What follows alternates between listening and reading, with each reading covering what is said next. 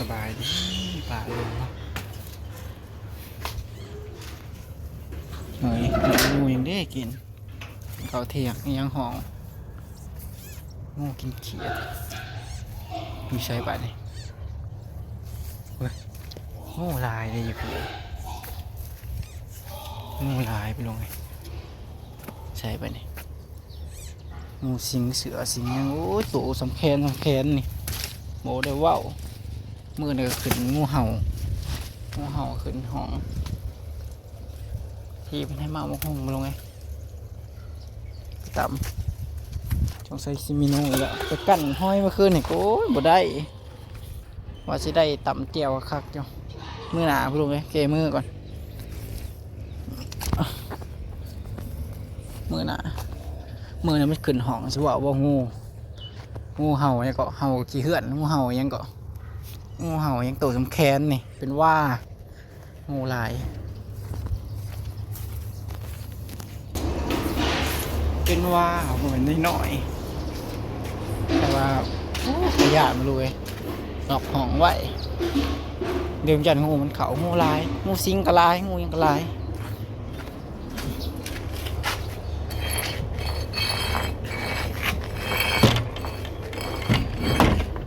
จะมาลอยเขาไปห้องก็ได้เลย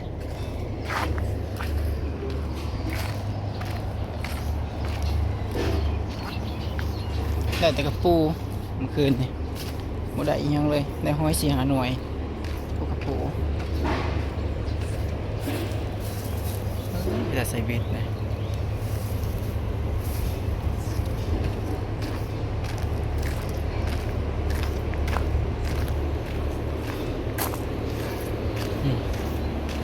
เอาไม้ลายเลยพี่เวลาจากมือให้พี่เป็นแกะเอาไม้ให้กินใส่บักคาใส่ยังลายๆแซ่บ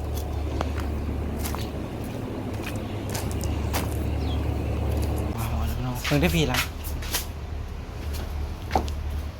ขี่หอยมันตายเบิ่นระบบจากไปเงียงเมื่อคืนพอแก้ออกจากทุ่งเลยใส่กระถางอะไรอันนี้ข้างป่าอันนี้ว่าไปแอดนะโอ้ยจน4 โมงมากินหน้ามาปลุ๊กเพิ่นจักโมงเลยเพิ่นว่าได้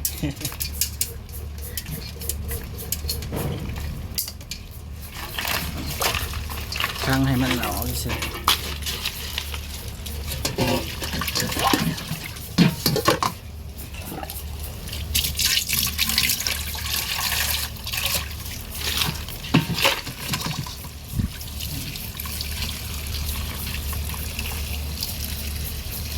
ปูหลายๆมันคืนนี่จับบ่ได้น้ำก็ขึ้นแนวลงไงขนาดบ่ขึ้นนี่โหใส่เป็นของ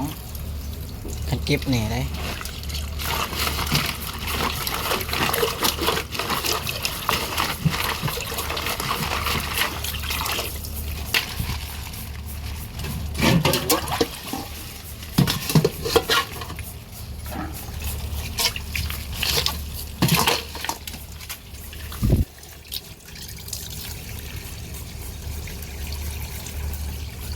กระปูอยู่พี่กับโบคือกระปูทางบ้าน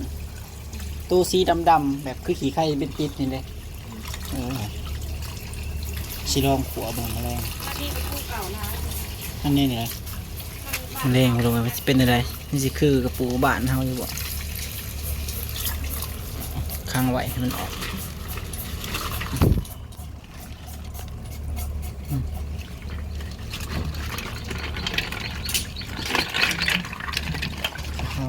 ป้าดึงหน่อยเดียวใหญ่กว่าโม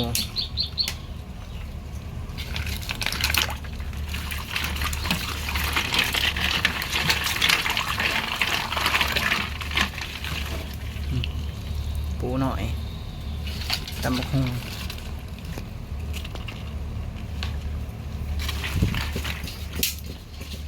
เอาเด้อ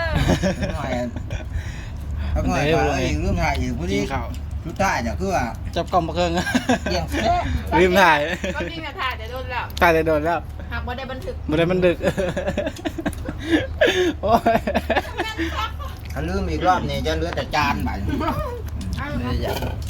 เพราะว่าเยอะเนี่ย ว่าปากกาได้ลืมถ่าย พี่ก็เห็นได้แล้วจ้ะก็เลยลงหนาลงหลังเนาะ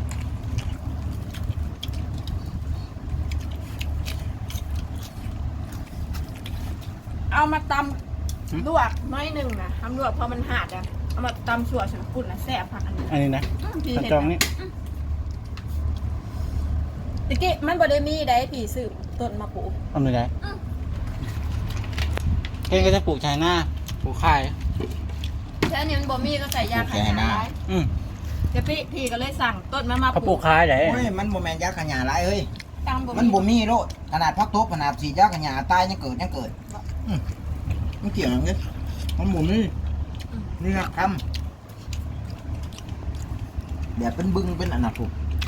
น่าบ่ เป็ เป็น น กา ขาดมันบ่เป็นบึงหาความละ มันเป็นน้ำฉีดยาขยาย อย่า เด้อลูก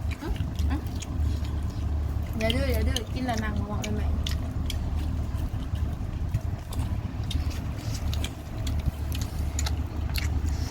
เผ็ดเด้ก็สิเห็ดบ่เผ็ดอ่ะเผ็ดกูตาย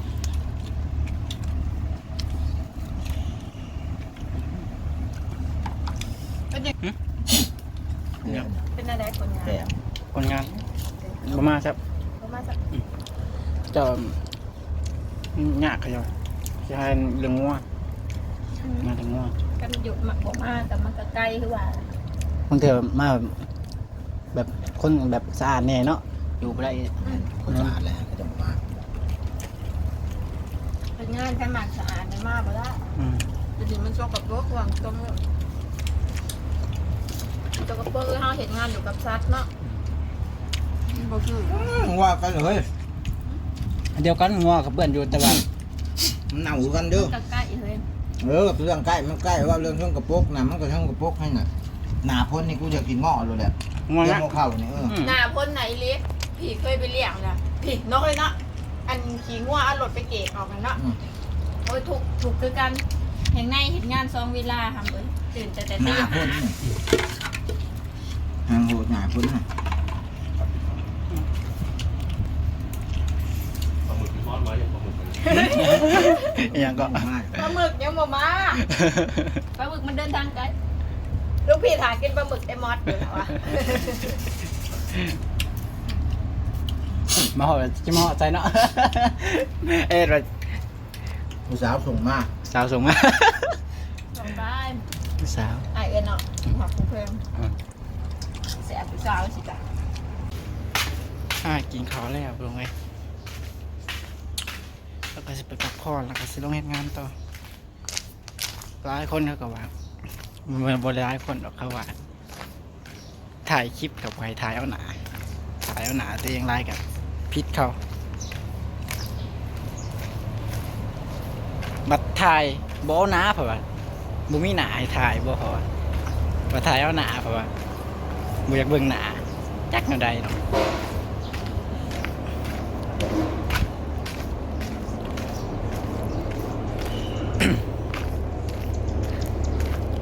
โอ้มือนี่เอาลุงไง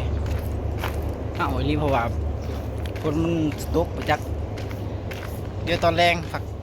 ตอนแรงพาไปลุงพานหาป่าก่อนสิได้ไปได้เพิ่นไปหาปลามาปีกเขาไปเลย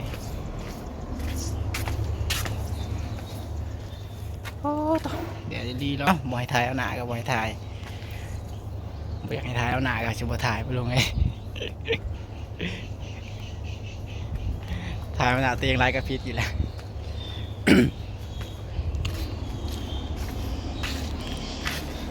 แดดแห้งมือนี่บริกินข้าวเศร้าลอยเลยโอ้มือนี่ล่างอันนะลอยแหล่เลยกินข้าวเข้าไปกันยังลอยเดี๋ยวนี้